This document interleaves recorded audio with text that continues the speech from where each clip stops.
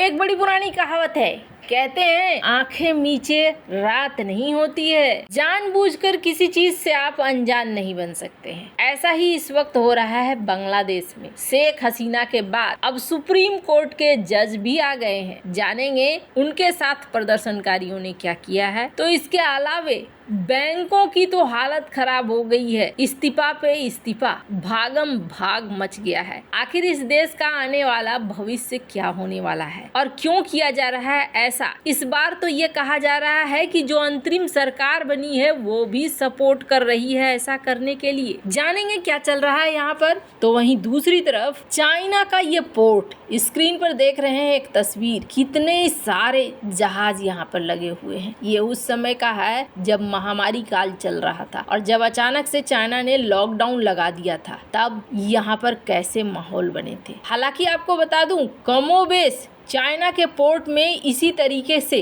Cargo ship आती जाती रही है, पर कल अचानक से बहुत बड़ा विस्फोट हुआ है। जानेंगे आखिर इसका कनेक्शन किससे है और इसका कनेक्शन ताइवान से निकलकर क्यों आ रहा है, ताइवान ने ऐसा क्यों किया है। जियोपॉलिटिक्स में बहुत कुछ चल रहा है। हमेशा की तरह CIS न्यूज नेटवर्क के इस एपिसोड में जानने को मिलेगा बहुत कुछ। आइए जानते हैं इन खबरों को विस्तार से। अधजल गगरी छलकत जाए, आधा अधूरा ज्ञान हमेशा भयंकर होता है। यही यहाँ पर बांग्लादेश के अंदर हो रहा है। ऐसा लगता है जैसे चीजें पूरे प्लान के हिसाब से हो रही हैं, कहीं कोई कसर बाकी नहीं रह रही है। अब मैं ऐसा क्यों कह रही हूँ, सरकार को घेरा, शेख हसीना वहाँ से भाग गई और भागने के बाद एक अंतरिम सरकार का गठन हो गया। अंतरिम सरकार ने शपथ ले लिया। शपथ लेने के बाद क्या होता है कि सर्वोच्च न्यायालय को घेर लिया जाता है प्रदर्शनकारियों के द्वारा। कहा जा रहा है कि प्रदर्शनकारियों के द्वारा जब सुप्रीम कोर्ट के सामने प्रदर्शन किया गया, न सिर्फ प्रदर्शन किया गया बल्कि सुप्रीम कोर्ट के जज मुख्य न्यायाधीश उबैदुल हसन को कहा गया कि आपको मात्र हम दोपहर 1 बजे तक का समय देते हैं और इस समय तक इस्तीफा छोड़ दो वरना समझ जाओ। अब वरना में तो इनका समझना काफी था। जिस तरीके से हालात चल रहे हैं ये समझ गए और इन्होंने कहा कि ठीक है भैया, हम अपना दोनों हाथ खड़े कर रहे हैं और हमको थोड़ा वक्त दो, चूंकि प्रक्रियाएं होती हैं, प्रक्रिया करके हम आपको यहाँ पर इस्तीफा सौंप देंगे। उन्होंने पत्रकारों से बोला कि देखो, मैंने वकीलों की सुरक्षा को देखते हुए इस्तीफा देने का फैसला किया है। कुछ औपचारिकताएं हैं, उन्हें पूरा करके आज शाम तक अपना इस्तीफा राष्ट्रपति मोहम्मद शहाबुद्दीन को भेज दूंगा। सुप्रीम कोर्ट के जज को क्यों हटाया प्रदर्शनकारियों ने? क्योंकि मानना है कि सुप्रीम कोर्ट के जज शेख हसीना के काफी करीबी हैं। अब ये चीज ना प्रदर्शन कम और राजनीति ज्यादा लगने लगी। आगे जो मैं बताऊंगी आपको उससे और ज्यादा लगेगा, क्योंकि कहा जा रहा है कि ये सब अंतरिम सरकार के देख रेख में हो रहा है। वो देख रही है कि यहाँ पर ऐसे सुप्रीम कोर्ट को घेरा जा रहा है और उन्होंने फिर भी कुछ नहीं कहा। उबैदुल हसन के पिता डॉक्टर अखालुक हुसैन अहमद बांग्लादेश मुक्ति संग्राम में शामिल थे और न सिर्फ इतना, इनके पिता ने संविधान सभा के सदस्य के रूप में भी योगदान दिया है। उबैदुल हसन बांग्लादेश के न्यायपालिका के जाने माने चेहरे हैं। सिर्फ इतना ही नहीं, अंतर्राष्ट्रीय स्तर पर भी इन्होंने बहुत सारे कार्यक्रम किए हैं, बहुत सारी किताबें लिखी हैं, लेकिन अब वो सारी किताबें धरी की धरी रह गई हैं। और आपको बता दूं, मामला सिर्फ यहीं तक नहीं है, इस्तीफा की तो झड़ी लग गई है और इसमें गवर्नर भी शामिल है। उथल पुथल का दौर ऐसा है कि जो भी शेख हसीना ने जिन जिन पोजीशन पर बिठाया था उन सब को एक समय से हटाया जा रहा है, पटापट हटाया जा रहा है। और आपको बता दूं, BNP या जो भी है इस पूरे खेल के पीछे, वो मौका नहीं गंवाना चाहता है। वो जानता है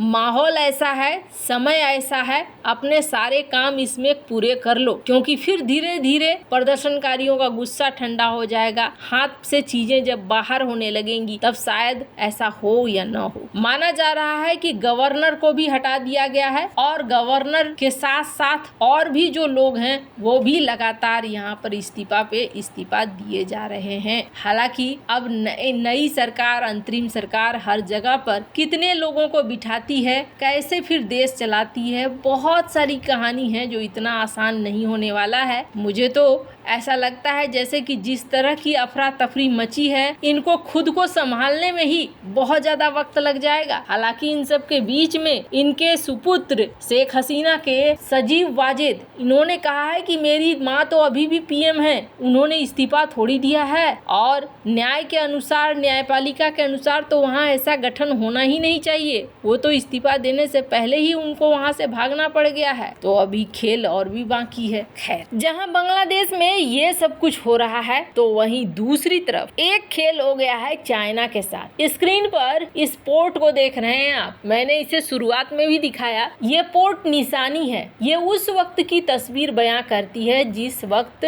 महामारी का काल चल रहा था और चाइना ने लॉकडाउन लगाया था। कितने सारे जहाज, कार्गो शिप आके इनके पोर्ट पर चिपक गए थे, वो बाहर नहीं जा रहे थे। कहने का अर्थ ये है कि लॉकडाउन लगा था तो आवाजाही में रोक लगी हुई थी। ऐसी परिस्थिति थी। दुनिया का सबसे बेहतरीन पोर्ट है तो इनके पास ही है। दुनिया भर के ग्लोबल सप्लाई चेन को ये हैंडल भी करते हैं। इन तस्वीरों को देखिए, कितने सारे कंटेनर्स यहाँ पर पड़े हुए हैं और ये बताते हैं कि चाइना मैन्युफैक्चरिंग का राजा रहा है कभी और दुनिया के ग्लोबल सप्लाई चेन का एक बड़ा हिस्सा भी रहा है। लेकिन आजकल ना चाइना ताइवान के चक्कर में और अपने आक्रामक नीतियों की वजह से बहुत सारे पंगे भी ले रहा है। स्क्रीन पर एक मैप देखिए, ताइवान के साथ चाइना का पंगा इतना बढ़ गया है कि ये जो लाल घेरे देख रहे हैं ना, इस लाल घेरे में चाइना का रोज का आना जाना हो गया है। स्क्रीन पर आप देख सकते हैं जिस तरीके से ये कभी अपने एयरक्राफ्ट को भेज देते हैं, कभी अपने वॉरशिप को भेज देते हैं। और इनके ग्राफ को देखेंगे नीचे तो इन ग्राफ में आपको उठते गिरते दिख जाएंगे कि किस तरीके से जुलाई महीने में अकेले को ये ग्राफ किस तरीके से अप जा रहा है और कब जाकर ये डाउन जा रहा है। ताइवान के साथ अभी इनका ऐसा सीन चल रहा है। कहा तो जा रहा है कि ताइवान का एक द्वीप वो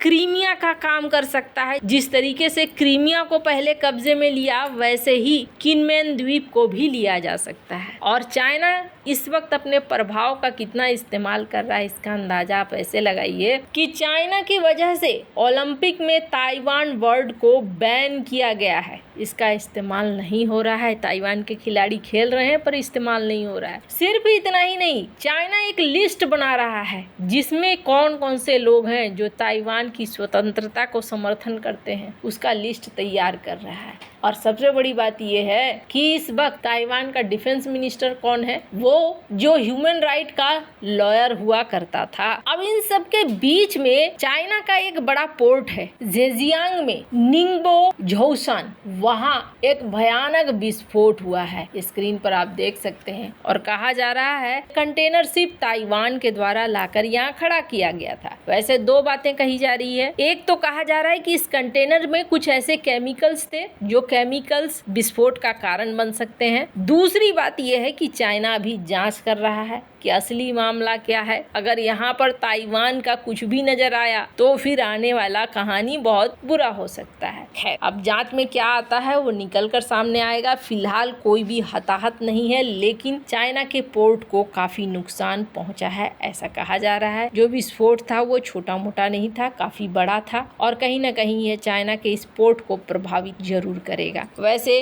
इन सब मामले में आपकी क्या राय है, कमेंट कर जरूर बताएं। जल्द मिलते हैं अगले वीडियो में नई खबर के साथ।